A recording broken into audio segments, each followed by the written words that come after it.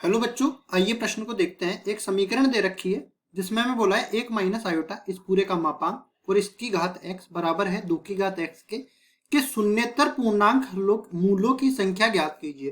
प्रश्न को हल करने से पहले इसकी मुख्य अवधारणा के बारे में चर्चा कर लेते हैं। तो देखिए, यहाँ पे हम लोग बताएंगे मुख्य अवधारणा।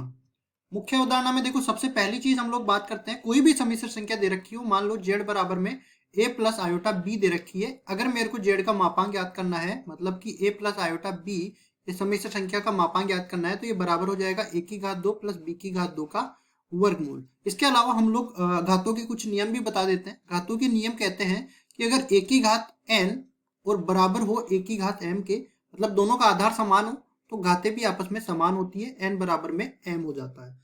अब इन सूत्रों का उपयोग करते हुए सवाल को हल करते हैं। तो देखिए, हमें बोला है समीकरण 1 माइनस आयोटा इस पूरे का मापांक और इसकी घात दे रखी है x बराबर है 2 की घात x।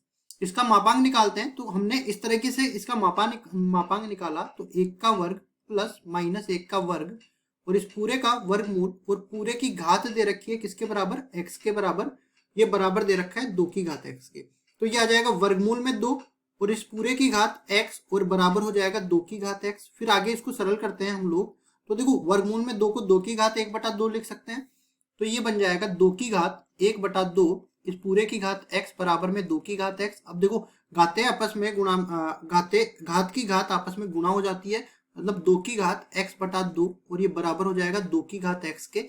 अब देखिए, यहाँ पे मैंने घातों का नियम बताया था कि अगर आधार समान हो तो घातें भी आपस में बराबर हो जाती है। तो देखिए, यहां से हम लोग आधार समान कर देते हैं, तो यहाँ पे घातें हो जाएगी x/2 बराबर में x को दूसरी तरफ ले जाएंगे तो x माइनस में x/2 बराबर हो जाएगा 0 के। तो यहाँ से x/2 बचेगा, ये बराबर हो जाएगा 0 के, तो x का मान 0 के बराबर आ जाएगा। और देखो, सवाल में हमें पहले ही बोला है कि शून्येतर पूर्णांक मूलों की संख्या, और केवल x के एक मान के लिए हमारे पास ये समीकरण बराबर मिल रही है।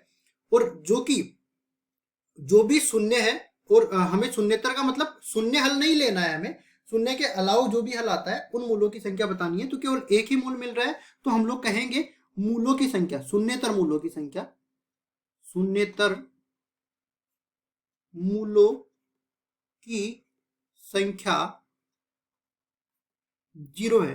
देखो, ये 0 अलग है, ये मूल अपने पास मूल दे रखा है 0, और 0 नहीं है, उन मूलों की संख्या कितनी हो जाएगी, 0 के बराबर हो जाएगी। मतलब एक भी मूल हमें नहीं मिलेगा, यहाँ पे कहेंगे एक भी नहीं।